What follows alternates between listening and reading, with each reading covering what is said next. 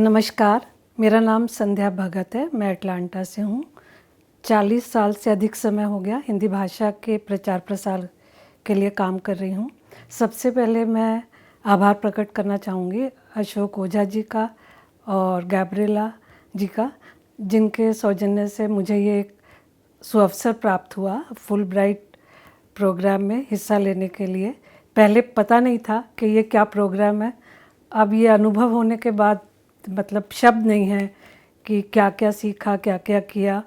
पहले मैं इस भारत से ही हूँ, तो पहले हम सुनते थे कहीं दूर दराज के गांव में लोग रहते हैं, काम करते हैं, हम उनके द्वारा बनाई गई चीज़ों का प्रयोग करते थे, पर हमें मालूम नहीं था कि ये कैसे होता है। ये जब आँख से देखते हैं तो वो बात ही अलग होती है।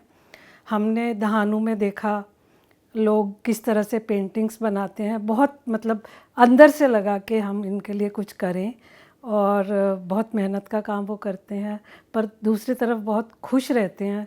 उनके साथ हमने नृत्य किया, उनके साथ हमने आंगन लीपा गोबर से।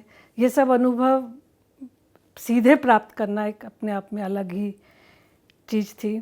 और इसके अलावा हम और जगह भी गए, हम देहरादून में गए, हमने वंदना शिवाजी का आश्रम देखा, वो भी बहुत ही अच्छा काम कर रही हैं। और उसके बाद में हम लोग राजेंद्र सिंह के आश्रम में गए, जिन्होंने कि सूखी नदी में दोबारा पानी ला दिया। तो ये तो एक सपना जैसा लगता है, पर यह भी लगता है कि ऐसा समय आएगा कि और लोग इससे जुड़ेंगे और इन कामों को करेंगे, और हम लोग भी जो हो सकेगा करेंगे। और फुल ब्राइट का एक उद्देश्य है कि हम बच्चों के लिए कुछ पाठ्यक्रम बनाएं, जिसके लिए हम यह ज्ञान प्राप्त करने यहाँ पे आए। तो मुझे लगता है कि हम ज़रूर इसका प्रयोग करेंगे, और हम बच्चों को एक पैकेज देने वाले हैं। उनको मतलब हम हिंदी भाषा सिखाएंगे, पर हम ये जो यहाँ पे वीडियोस और ऑडियोज़ सब बना के ले जा रहे हैं, बात कर रहे हैं, उस ज्ञान को हम उन्हें देंगे। तो इस तरह से वो एक तरह से संस्कृति से भी जुड़ेंगे और उन जगहों के बारे में जानेंगे जिनके बारे में आमतौर पर इतनी बात होती नहीं है। तो ज़रूर उन लोगों के जनजीवन पर भी इसका असर पड़ेगा। निश्चित तौर पे इस सामग्री का प्रयोग मैं अपनी कक्षाओं में भी करूँगी, क्योंकि मैं अपनी निजी कक्षाएं चलाती हूँ। मैं उसमें भी इनका प्रयोग करूँगी और बच्चों के लिए लेसन बनाती रहूँगी।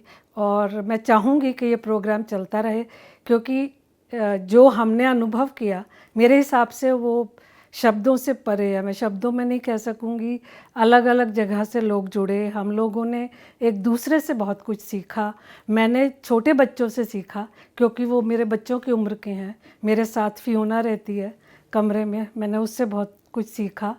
और इसके अलावा हमने तरह तरह का भोजन किया जगह जगह। हमने गांव में भी खाना खाया, लोगों के घरों में खाना खाया। हमने कढ़ी चावल खाए, एक राजस्थानी महिला के द्वारा बनाए गए। तो ये सब बहुत ही सुखद अनुभव रहा, और मुझे अगर मौका मिलेगा तो मैं दोबारा ज़रूर आऊँगी। धन्यवाद, फिर मिलेंगे।